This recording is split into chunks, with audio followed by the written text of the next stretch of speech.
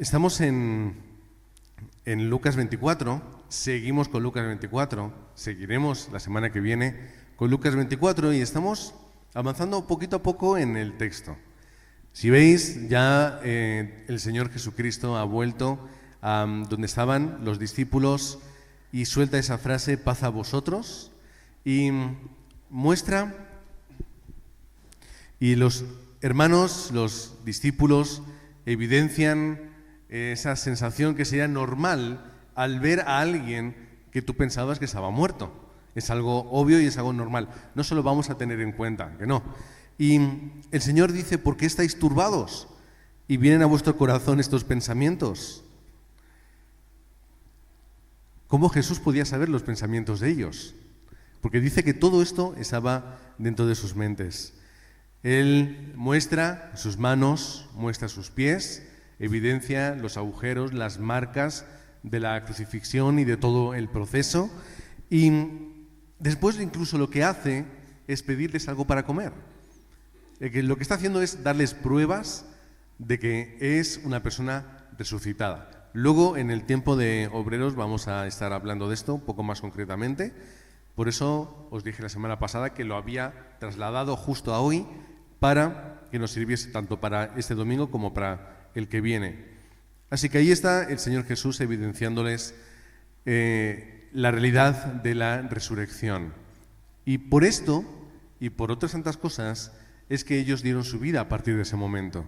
Y por ello los cristianos de aquella primera generación estuvieron dispuestos a poner su vida en riesgo, perdiéndolas muchos, porque tenían la certeza absoluta de que Cristo había resucitado. Pero el punto de hoy es el que está aquí puesto en la pantalla. Y es que Jesucristo, Jesús, es la promesa. ¿Y de qué promesa está hablando? Pues lo más importante de todo lo que ocurrió en aquel momento no era únicamente decirles, mirad las llagas que tengo en las manos, o mirad los pies, o mirad lo bien que como, o sorprendeos del gran poder que yo tengo porque he resucitado. El mensaje que les da es algo mucho más profundo. Y les explica, versículo 44, dice, y estas son las palabras que os hablé, estando aún con vosotros. Y les hace recordar lo que ya les transmite y además les amplía más. Y dice que era necesario que se cumpliese todo lo que está escrito de mí en la ley de Moisés y en los profetas y en los salmos. Como sabéis, el Antiguo Testamento se divide en tres partes. Primero está lo que se llama la Torá, que es la ley, los 5 primeros libros, que son los que escribió Moisés. Luego después tenemos escritos, que son los demás textos, más luego tenemos los profetas, que son los escritos de los profetas. 3 módulos que en la Biblia hebrea lo dividen así, ellos lo hacen de esa forma, y es lo que, si tú tomas la primera letra de cada tipo de sección, formas lo que se llama el Tanakh. Para ellos, es su Biblia, es el Tanakh. Así que el Señor Jesús lo que está diciendo es que se ha cumplido todo lo que está escrito de mí, ¿dónde? En la ley de Moisés. Es decir, todo lo que el primer segmento del texto bíblico dice. Todo lo preparado desde Génesis habla de Cristo. Todo lo preparado en el Éxodo habla de Cristo. Todo lo preparado era hablando y preparando lo que Cristo era. Pero luego también dice lo que está o lo que se dice de mí en los escritos. ¿Dónde que hay en los escritos? Hay salmos.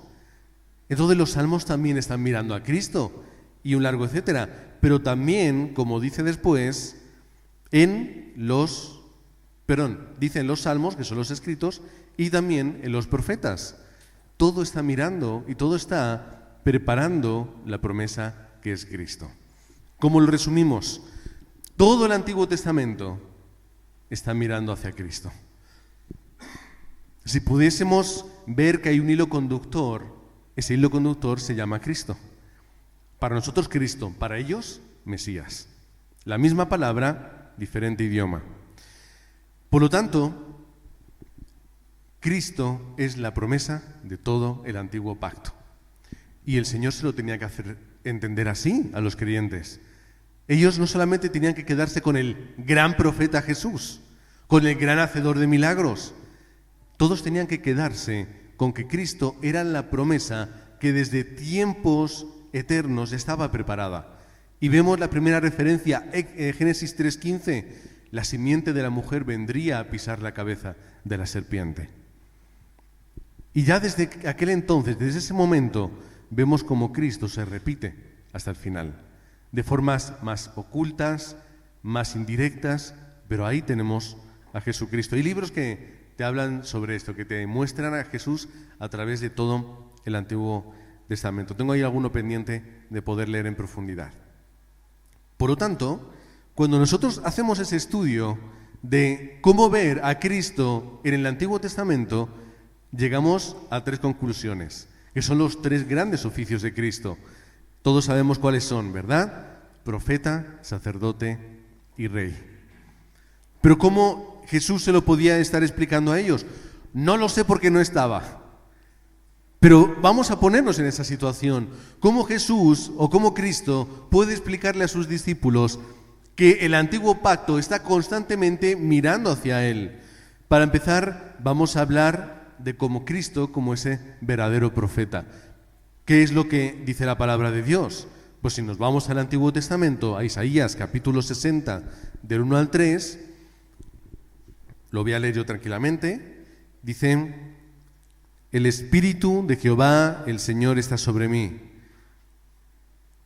porque me ungió Jehová. Me ha enviado a predicar buenas nuevas a los abatidos, a vendar a los quebrantados de corazón, a publicar libertad a los cautivos y a los presos apertura de cárcel, a proclamar el año de la buena voluntad de Jehová y el día de venganza del Dios nuestro, a consolar a todos los enlutados y a ordenar que los afligidos de Sión se les dé gloria en lugar de ceniza, óleo de gozo en lugar de luto, manto de alegría en lugar del espíritu de angustiado, y serán llamados árboles de justicia, plantío de Jehová para gloria suya. ¿De qué está hablando? ¿Quién es este que viene a darnos estas buenas noticias? ¿Quién es este que viene a cambiar el corazón y el vivir de las personas? Es Cristo. Está ya hablando de Cristo aquel que nos va a transmitir esta palabra y este mensaje como ese gran profeta que viene a hablar de la voluntad de Dios. Pero si nos vamos al Nuevo Testamento, vamos a Hebreos 1, del 1 al 2, dice: Dios, habiendo hablado muchas veces y de muchas maneras en otro tiempo a los padres por los profetas, en estos postreros días nos ha hablado por el Hijo. Por lo tanto, vemos como ya desde el Antiguo Testamento todo está colocándose para Cristo. Y en Cristo vemos que Él es el que puede únicamente guiarnos hacia Dios. La clásica frase que el Señor habla y transmite: yo soy el camino, la verdad y la vida, nadie va al Padre si no es por mí. Así que la pregunta es: ¿cómo podemos llegar a Dios? Le puede decir Jesús a los discípulos: ¿cómo podéis llegar al Padre vosotros? Si no podéis hacerlo, si no hay justo ni aun uno, si sois incapaces, ¿cómo vais a poder hacerlo? Desde el Antiguo Testamento, yo soy el único que os puede llevar a encontraros con Él, porque Él es la revelación absoluta del Padre. Os recordamos otras frases de Jesús, las podemos terminar en la mente: si me veis a mí, también veis a ¿quién? Al Padre. Está hablando de que para poder ver y conocer a Dios hay que hacerlo a través de Cristo. ¿Qué le dicen los discípulos? Ay, Señor, si nos muestras al Padre. ¿Y qué es lo que dice Jesús? Tanto tiempo conmigo y no me conocéis. ¿De qué está hablando el Señor? De que Él y Dios son uno. Es el misterio de la Trinidad. ¿Para qué va a ser Jesús el profeta de Dios? Para poder alumbrar a las naciones. Y aquí conectamos con Abraham, que lo hemos hablado no hace tanto tiempo. ¿Cuál es la promesa que Dios le da a Abraham? De tu descendencia va a venir la simiente que va a alumbrar a las naciones de la tierra. ¿De quién está hablando? ¿Quién es esa promesa? ¿Quién es esa simiente o la semilla? Pues recordamos otra vez que Pablo en Gálatas lo vuelve a explicar. Creo que es 28 creo que no es. Es otro punto. Pero es capítulo 3 de Gálatas. Y dice Pablo a los creyentes, y por cierto, cuando está hablando esto, Dios a Abraham, la semilla es Cristo. Aquel que va a venir para alumbrar al mundo es Cristo. Aquel que viene para guiar a las personas es Cristo. Así que, ¿qué vamos a esperar más? Isaías 9, del 1 al 2, el pueblo que andaba en tinieblas vio gran luz, y los que moraban en tierra de sombra de muerte, luz resplandeció sobre ellos. ¿A quién está hablando otra vez? Todos son textos que están apuntando a Cristo. ¿Cómo podemos encontrar la luz que nos ilumine para andar nuestro camino y para vivir conforme a Dios? La única forma es Cristo.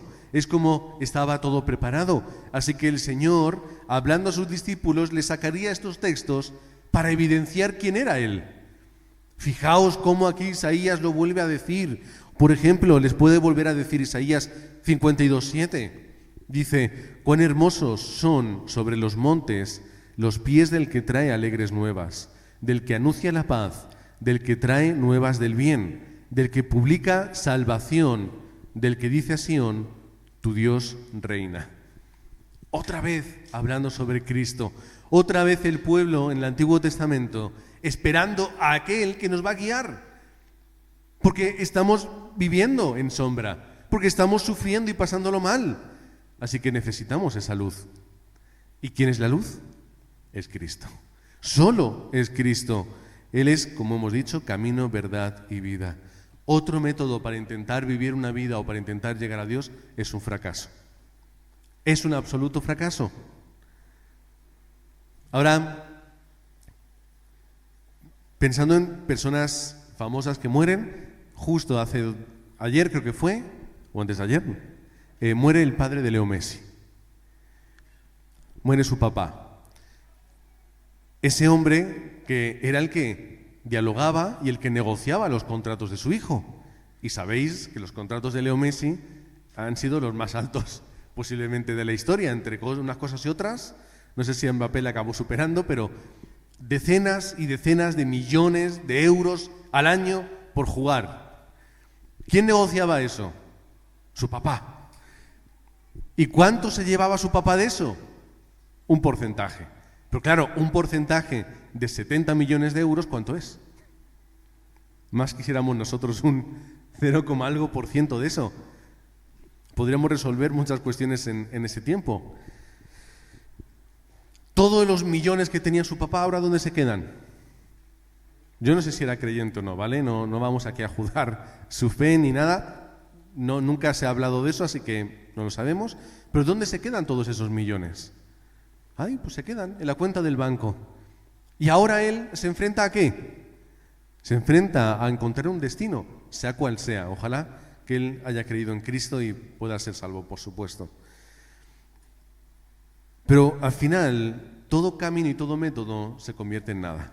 Toda su vida negociando contratos, a ver cuánto me llega, a ver los porcentajes, a ver las marcas, a ver cuánto me ofreces tú, cuánto la otro. Ahora quiero más millones, ahora tengo 10, ahora quiero 20, ahora 30. ¿De qué le sirve a esa persona? ¿De qué le sirve? Absolutamente de nada.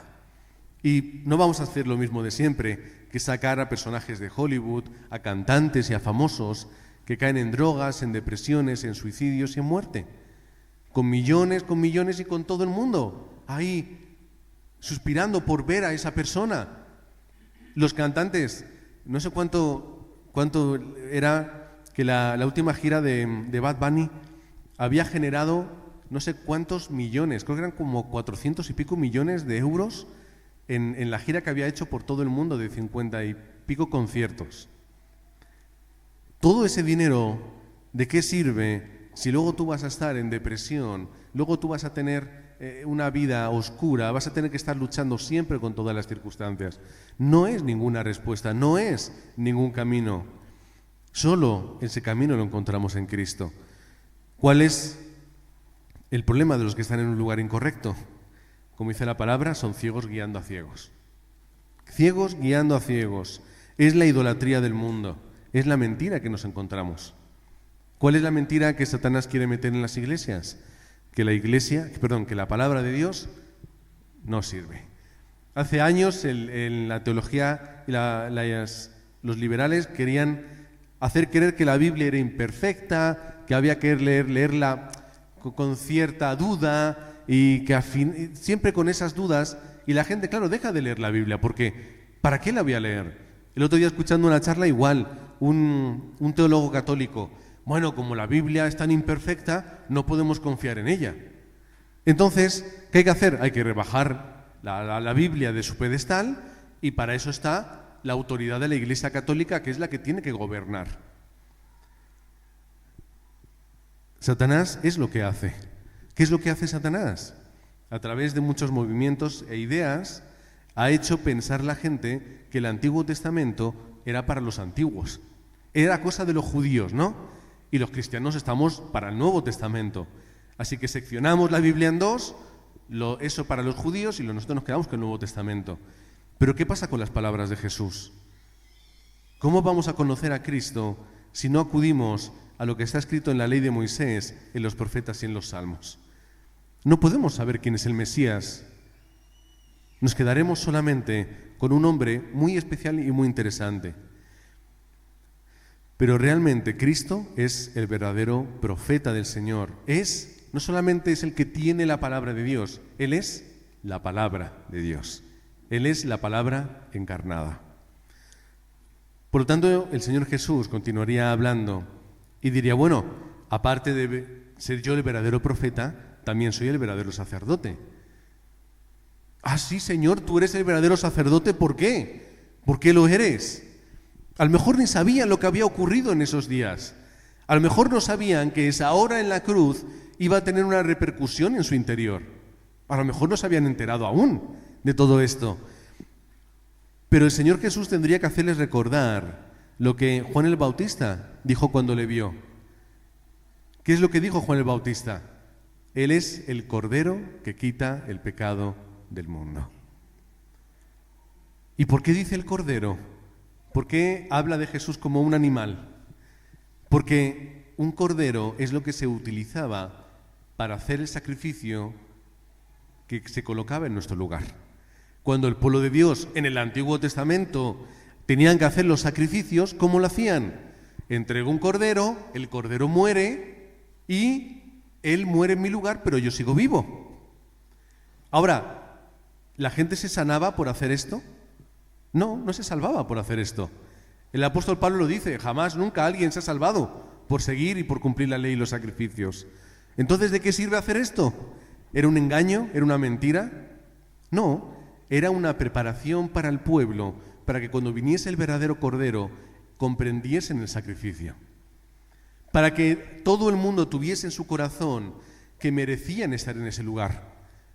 Que el ser humano merece morir porque está separado de Dios, porque es un ser y una criatura idólatra. Pero, ¿qué es lo que hace Dios? Pone al Cordero en ese lugar, para que muriendo el Cordero yo no tenga que morir, para que Él pague por mis deudas, por mis pecados y por mis transgresiones. Es al igual que Dios lo tuvo que enseñar a Abraham antes siquiera de la ley. ¿Qué es lo que hizo el Señor con Abraham y Isaac? Tienes que matar a tu hijo. De verdad, Señor, venga, pues lo haré. Y cuando está a punto de hacerlo, ¿qué aparece ahí? Un ángel le dice, mira, ahí hay un carnero. Él es el que va a morir en lugar de tu hijo.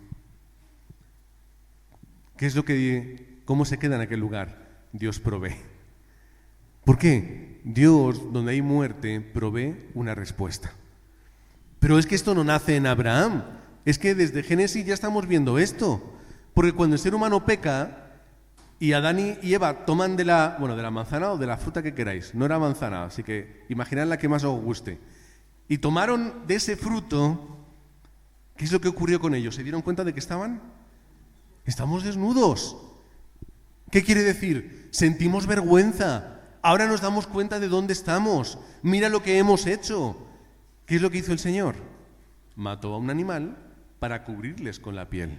¿Qué dijo? Tu vergüenza yo la voy a cubrir a través del sacrificio. ¿Todo esto de qué está hablando? Está hablando de Cristo. Está preparando el corazón del pueblo, el corazón del mundo, para poder aceptar lo que va a venir después. Si nos vamos a Isaías 53,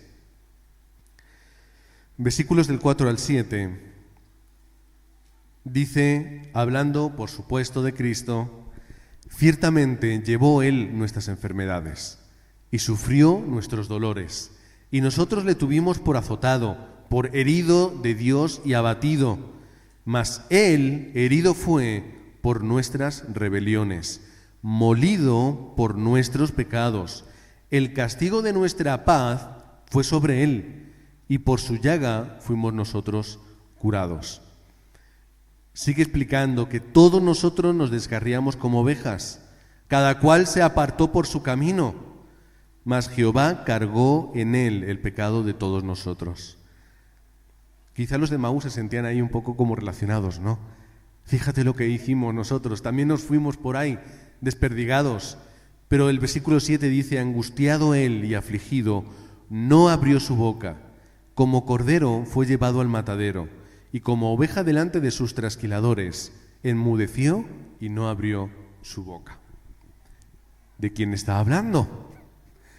Está narrando la muerte de Cristo, pero no en el Nuevo Testamento. Están haciéndolo en el Antiguo Testamento. ¿Os acordáis que os conté que hay creyentes que van haciendo entrevistas por la calle, normalmente en lugares donde hay judaísmo, en Estados Unidos, y encuentran a un judío, ven, que te voy a hacer una pregunta, y le leen el capítulo 53 de Isaías.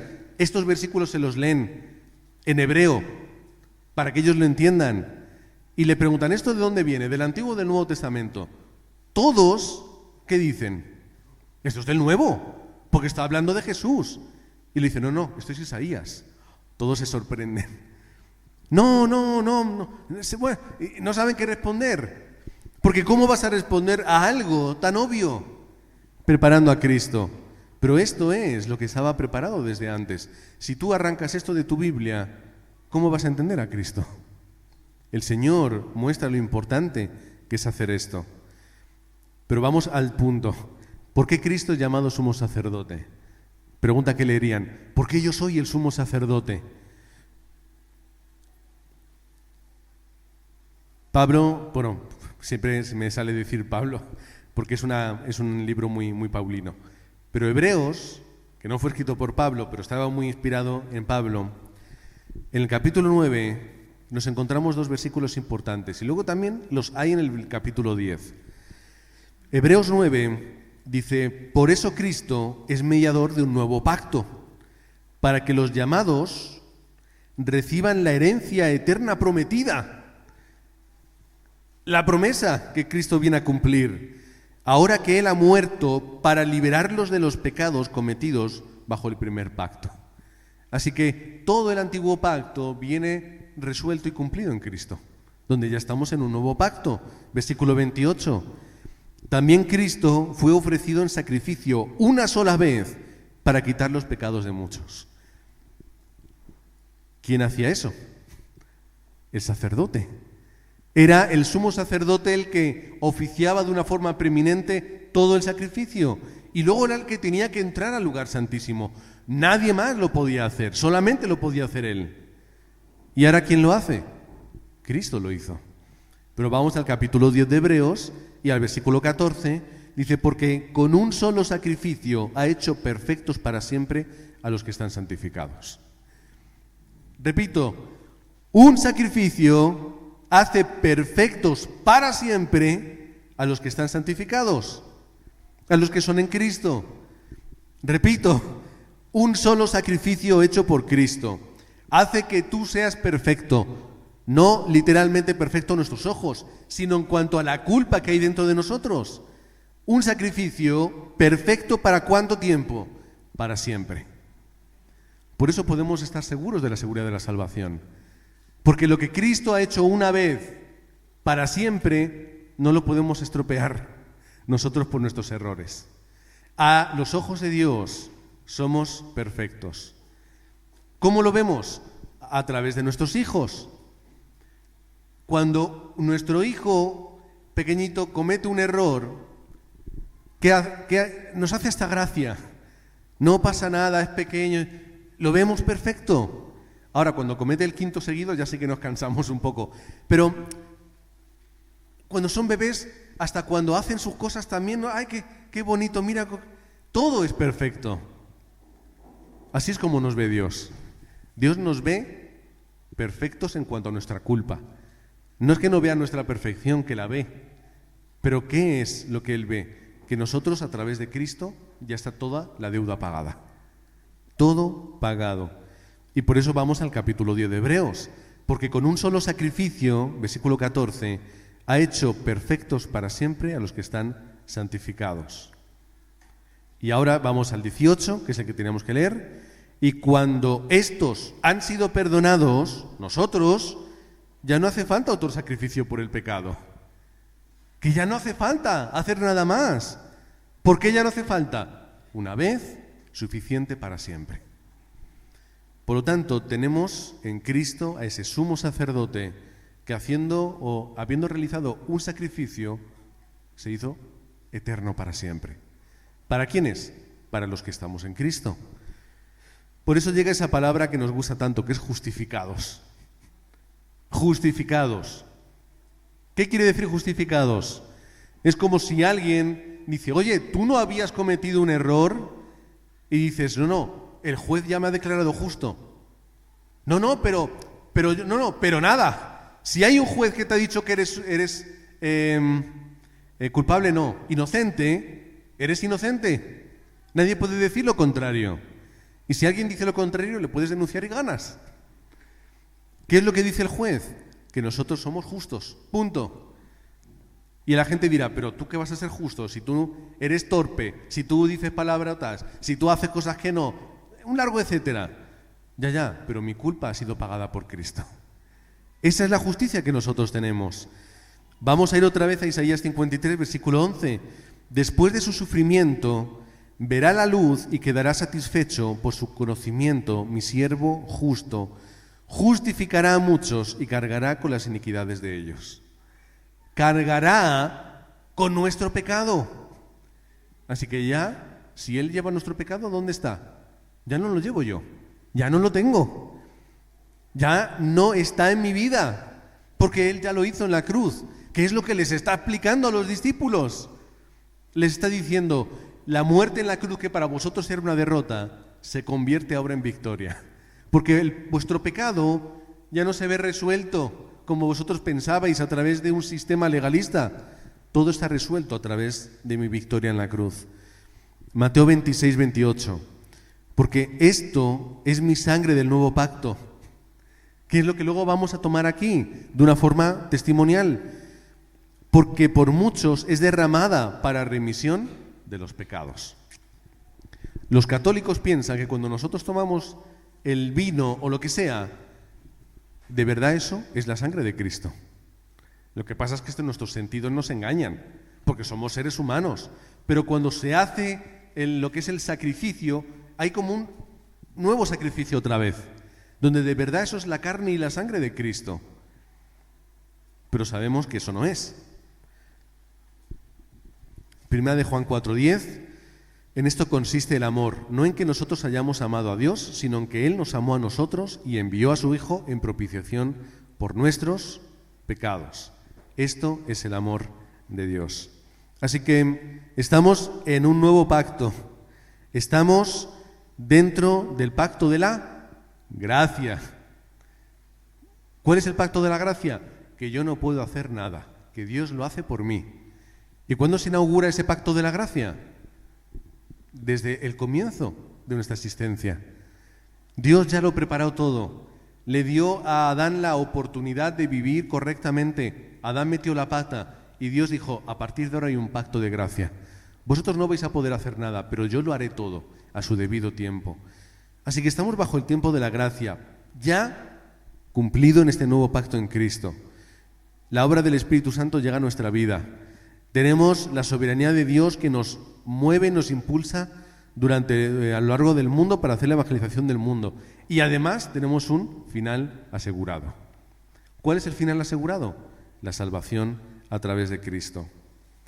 Así que ya terminamos rápido con ese tercer punto. que nos habla de Cristo como el verdadero Rey. ¿Cómo lo hace?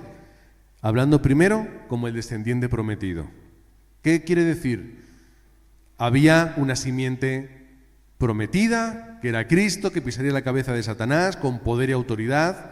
Tenemos Génesis 22, la simiente que le habla Dios a Abraham, y luego tenemos también el descendiente del rey David. Y esto lo explica en Isaías 9, los textos que leemos en Navidad. Porque un niño nos es nacido, hijo nos es dado, y el principado de su hombro se llamará su nombre admirable, consejero, Dios fuerte, Padre eterno y príncipe de paz. Y habla de un dilatado imperio de paz sobre el trono de David. ¿De qué está hablando? De que Cristo viene a reinar. Los judíos que pensaban, pues entonces vamos a volver a construir un templo, vamos a tener un rey al que podamos mirar y acudir, y él va a gobernar y a dominar y a conquistar las naciones. No sabían que ese rey era Cristo. ¿Cómo se iban a imaginar aquellos que ese rey tendría ese tiempo de reinado en la tierra? Sin embargo, Marcos 1:15, ¿qué es lo que resonaba cuando nació Jesús? El reino de Dios se ha acercado. ¿Quién reina en ese reino? Es Cristo. Pero claro, cuando tú piensas en el Cristo de la Biblia, piensas en un Cristo que ha muerto en la cruz.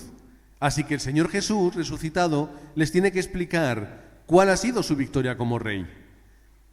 ¿Cuál ha sido su gran batalla que ha tenido como monarca? Dice, bueno, yo he ganado sobre el pecado.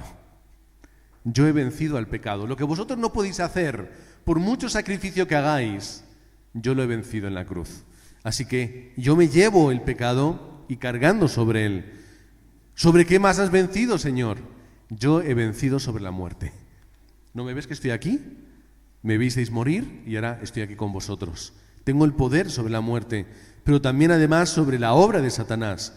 Porque como dice el apóstol Pablo, Cristo clava nuestro documento acusador, lo clava en la cruz y hace un desfile donde evidencia la falta de poder de Satanás. Pero además dice la palabra que tiene poder y autoridad sobre el mundo. Dice Jesucristo, Él nos deja su paz, no como el mundo os la da. ¿Por qué? Porque Él ha vencido al mundo. Así que Él nos deja la paz verdadera. Ahora, ¿cómo gobierna el Señor? Él gobierna en su iglesia. Nosotros somos, digamos que el pueblo de Dios, somos el reino de Dios establecido en esta tierra. Efesios 2, 13 al 14, lo podemos leer también rápidamente. Dice, pero ahora en Cristo Jesús, vosotros que en otro tiempo estabais lejos, habéis ahora sido hechos cercanos por la sangre de Cristo, porque Él es nuestra paz, que de ambos pueblos hizo uno, derribando la pared intermedia de separación. Por lo tanto, somos un pueblo en Cristo. Mateo 16, 16. ¿De qué habla? Mateo 16, 16 habla de la iglesia que Cristo ha levantado. Todos recordamos esos versículos. ¿Y hacia dónde se dirige este reino de Dios? Hacia la evangelización del mundo. Y tenemos la gran comisión. Vosotros sois representantes del reino, con el poder y la autoridad del Rey que os envía a hacer la evangelización del mundo. Por lo tanto, encontramos a este Rey que nos protege, nos guarda, nos da la respuesta y nos comisiona al mundo con su autoridad. Por lo tanto, llegamos ya a la conclusión y vemos que Cristo cumple toda promesa del Antiguo Testamento. La conclusión la tendremos el miércoles en el culto de oración. Seguiremos ahí entonces. Hoy nos quedamos aquí disfrutando y viendo cómo Cristo es la promesa absoluta que se ha cumplido desde el Antiguo Testamento, preparándose para que yo ahora la pueda tener. Así que